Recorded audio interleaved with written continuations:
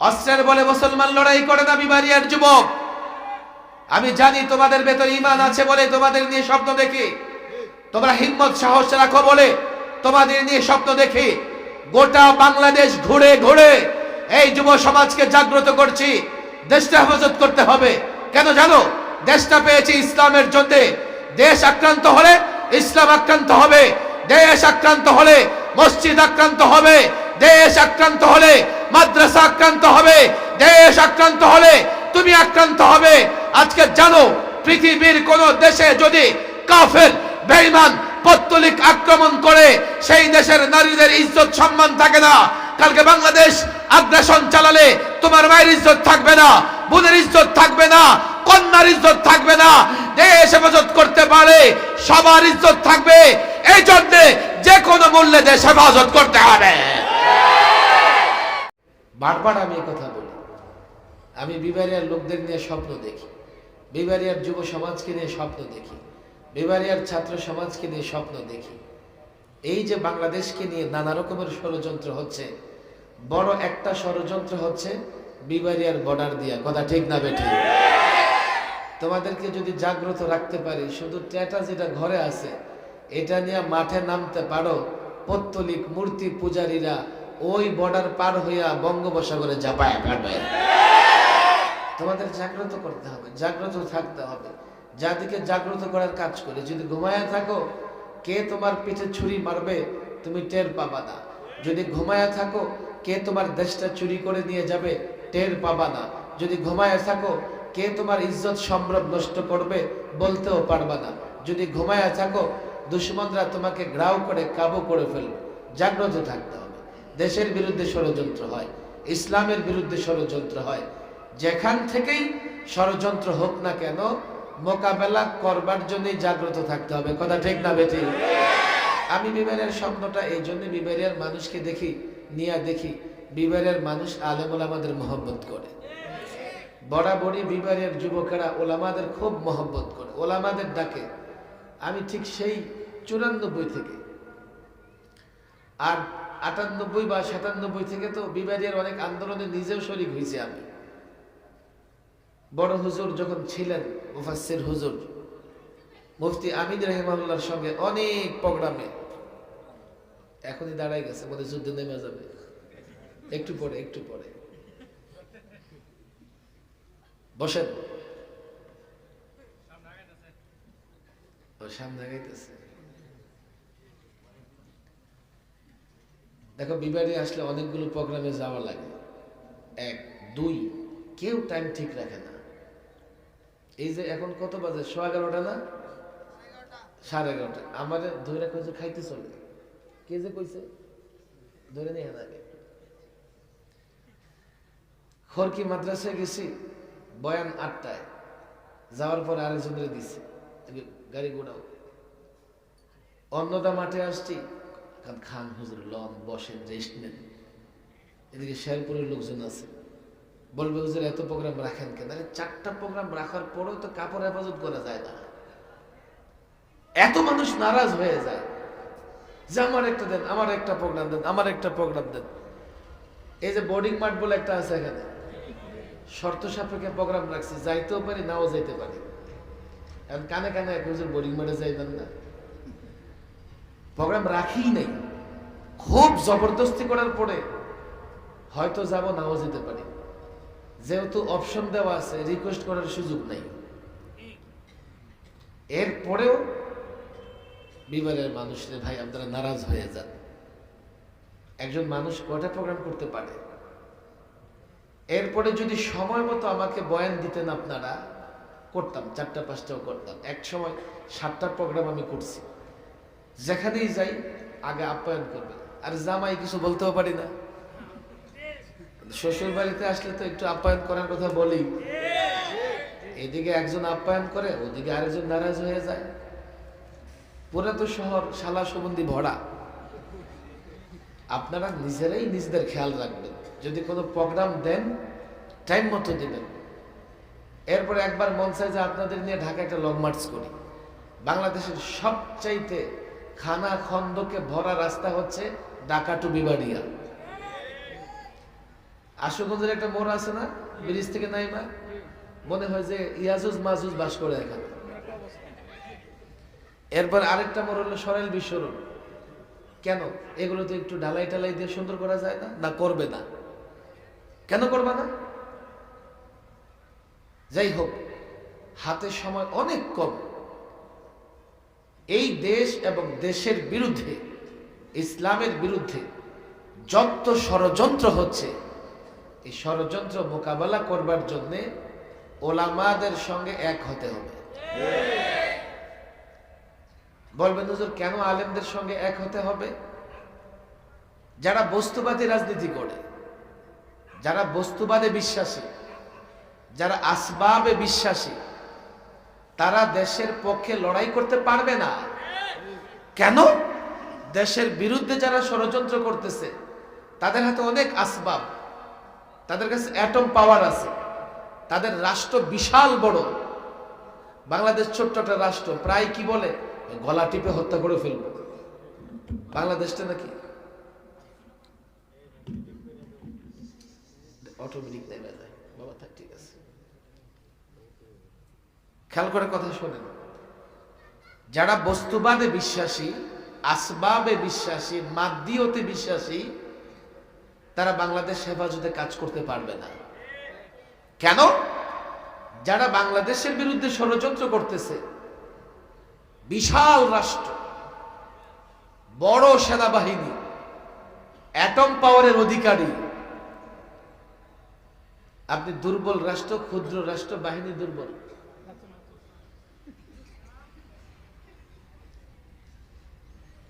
আপনি কেমনে লড়াই করবেন? হুজুর আপনারা কেমনে করবেন? ব্রাহ্মণবাড়ির লোকদের নিয়ে লড়াই করুন। যেই মুসলমানের ভেতরে, মুসলমান আসলে সংখ্যা, অস্ত্র এগুলো দিয়ে লড়াই করে না, মুসলমান লড়াই করে ইমানি শক্তিতে। যেই মুসলমানের ভেতর ইমান আছে, ইসলাম আছে, একটা মুসলমানের বাচ্চা অ্যাটম বোমার চাইতেও শক্তিশালী। এই জন্য আলেমদের সঙ্গে থাকতে বলি। দেশ হেফাজত করতে পারবে না যদি নিজের দুর্বলতা দেখো। বলে হুজুর আপনি এগুলো কি বলেন? দেখো আফগানিস্তান, দেখো 20 বছর বোমা নিক্ষেপ করার পরে তালেবান শান্তিকামী, স্বাধীনতাকামী আফগানিরা যখন রুখে দাঁড়িয়েছে, নেটু লঙ্গি গামছা নিয়ে পালাবার পথ খুঁজে পায় না। হুজুর একটু পুরাতন হয়ে গেছে, নতুন বলেন। নতুন এক্সাম্পল সিরিয়া দেখো, সব সাম্রাজ্যবাদী শক্তি, ইহুদি, নাসারা, রাশিয়া, সব সিরিয়াকে রণক্ষেত্র বানিয়েছে, যুদ্ধক্ষেত্র বানিয়েছে। সেই সিরিয়াতে বিজয়ী হয়েছে ইসলামপন্থীরা। অস্ত্রের বলে মুসলমান লড়াই করে না। বিবারিয়ার যুবক, আমি জানি তোমাদের ভেতর ঈমান আছে বলে তোমাদের নিয়ে স্বপ্ন দেখি, তোমরা হিম্মত সাহস রাখো বলে তোমাদের নিয়ে স্বপ্ন দেখি। গোটা বাংলাদেশ ঘুরে ঘুরে এই যুব সমাজকে জাগ্রত করছি, দেশটা হেফাজত করতে হবে। কেন জানো? দেশটা পেয়েছি ইসলামের জন্য। দেশ আক্রান্ত হলে ইসলাম আক্রান্ত হবে, দেশ আক্রান্ত হলে মসজিদ আক্রান্ত হবে, দেশ আক্রান্ত হলে মাদ্রাসা আক্রান্ত হবে, দেশ আক্রান্ত হলে তুমি আক্রান্ত হবে। আজকে জানো, পৃথিবীর কোন দেশে যদি কাফের, বেঈমান, পত্তলিক আক্রমণ করে, সেই দেশের নারীদের ইজ্জত সম্মান থাকে না। কালকে বাংলাদেশ আগ্রাসন চালালে তোমার মায়ের ইজ্জত থাকবে না, বোনের ইজ্জত থাকবে না, কন্যার ইজ্জত থাকবে না। দেশ হেফাজত করতে পারে সবার ইজ্জত থাকবে। এই জন্য যে কোনো মূল্যে দেশ হেফাজত করতে হবে।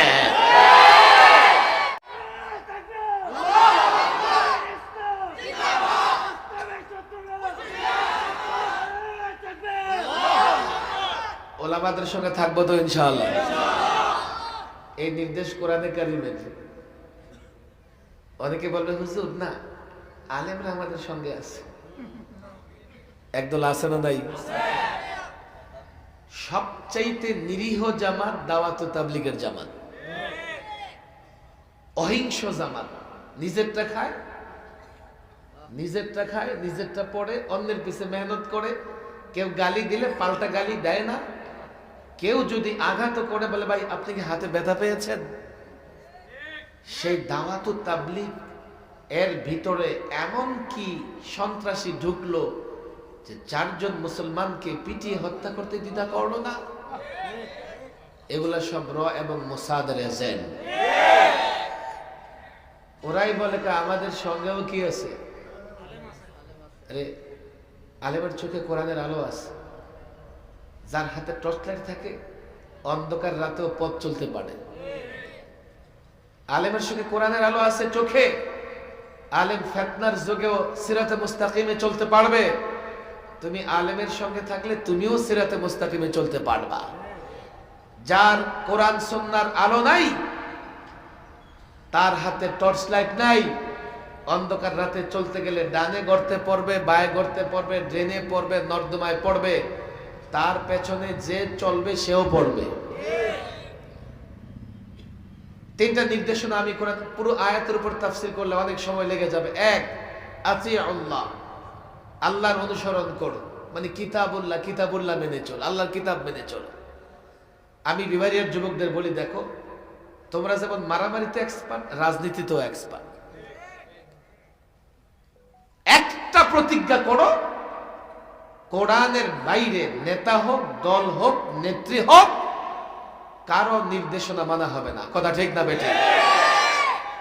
2, ওয়া আতিউর রাসূল, রাসূলের অনুসরণ করো, মানে সুন্নাহ মেনে চলো।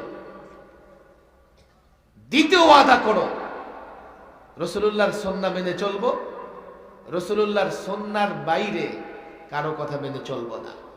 দেখো দেখো গত 16টা বছর নেতা একটা স্লোগান দিছে ঢাকায় বসে, মাঠের কর্মীরা ওই স্লোগান দেয়। আমি অবাক হয়েছি, বাংলাদেশের সব আলেমরা মিলে একটা বক্তৃতা দিয়েছে।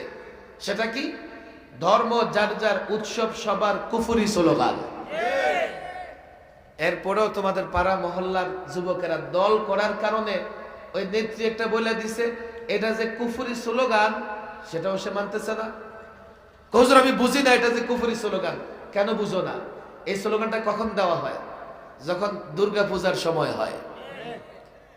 তো ধর্ম যার যার, উৎসব সবার, মানে তুমি মুসলমান আসো আমার উৎসবে আসো, তুমি একটু পূজা করো। অথচ এই স্লোগানটা কুরবানির সময় দেওয়া হয় না। কুরবানিতে নিষেধাজ্ঞা। ধর্ম যার যার, উৎসব সবার, কুফরি স্লোগান, কাফেরদের স্লোগান, মুশরিকদের স্লোগান, ভারতের তাবেদারদের স্লোগান। হাজার এক্সাম্পল আছে। রাসূলুল্লাহর সুন্নাহর বাইরে কোনো কিছু মানা হবে না। কথা ঠিক না বেঠিক? 1500 বছর আগে কোরআন অবতীর্ণ হয়েছে, রাসূলুল্লাহর সুন্নাহ আমাদের পর্যন্ত এসছে। হতে পারে নবসৃষ্ট কোনো বিষয়ের সমাধান কোরআনে নাই, হতে পারে হাদিস থেকে পাওয়া যায় নাই। সেই সমস্যার সমাধান কোত্থেকে নিয়ে আসবে?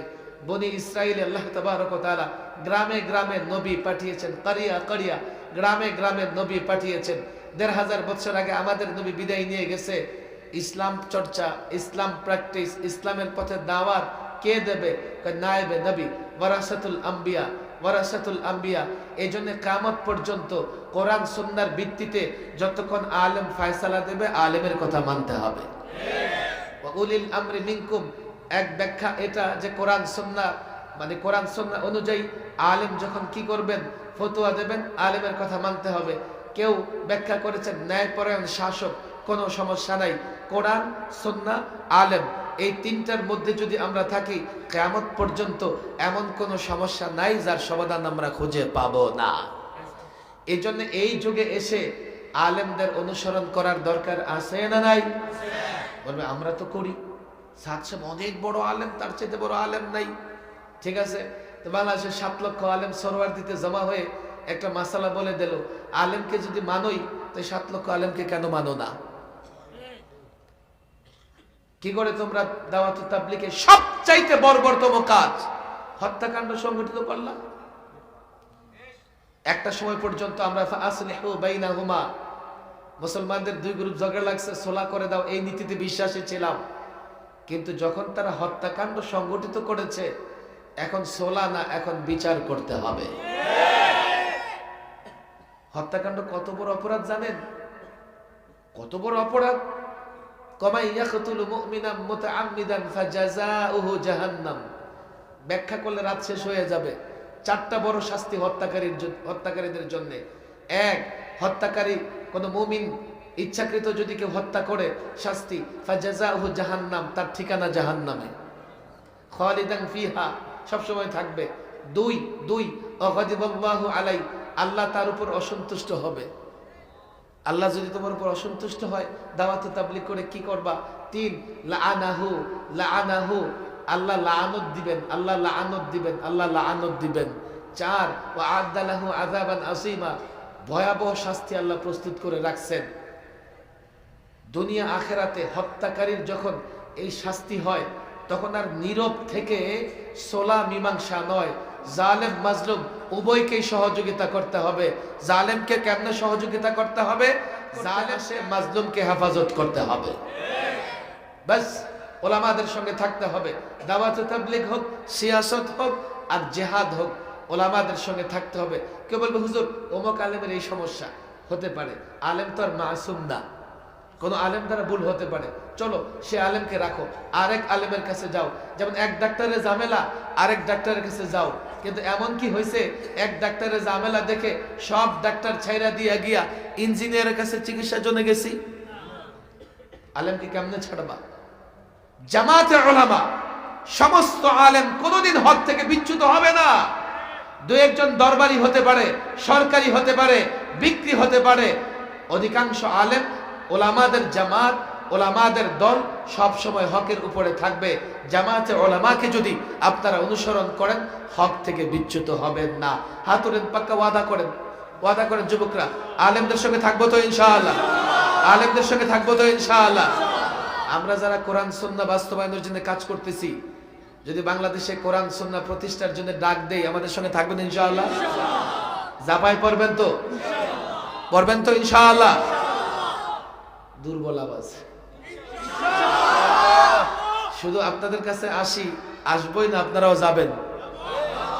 এই বড় হুজুরের মাটি, মুফতি নুরুল্লাহর মাটি, ফখরে বাঙ্গালের মাটি, মুফতি আমিনীর মাটি থেকে আগামী বাংলাদেশে কোরআন সুন্নাহ প্রতিষ্ঠার জন্য অন্তত 1 লক্ষ মুজাহিদ চাই আমি। কোরআন সুন্নাহ প্রতিষ্ঠার জন্য রাষ্ট্রে পরিবর্তন দরকার, আরেকটা বড় পরিবর্তনের জন্য আরেকটা লড়াই দরকার, করবো তো ইনশাআল্লাহ? প্রস্তুত আছি তো ইনশাআল্লাহ? আল্লাহ তাবারক ওয়া তাআলা শেরপুরের শের যুবকদের, টাইগার যুবকদের কবুল করে নিন, দ্বীনের জন্য কবুল করে নিন। এখন যারা টাইগার আছো, দ্বীনের জন্য কাজ করলে আরো বড় টাইগার হয়ে যাইবা। এখন যারা সাহসী আছো, ইসলামের জন্য কাজ করলে আরো বড় সাহসী হয়ে যাইবা। এখন যারা সামান্য সফল কাম, ইসলামের জন্য কাজ করলে আরো বড় ধরনের সফল কাম হয়ে যাবা। আল্লাহ তাবারক ওয়া তাআলা মাহফিলকে কবুল আর মঞ্জুর করে দিন। সকলে দুরূদ শরীফ পড়েন। আল্লাহ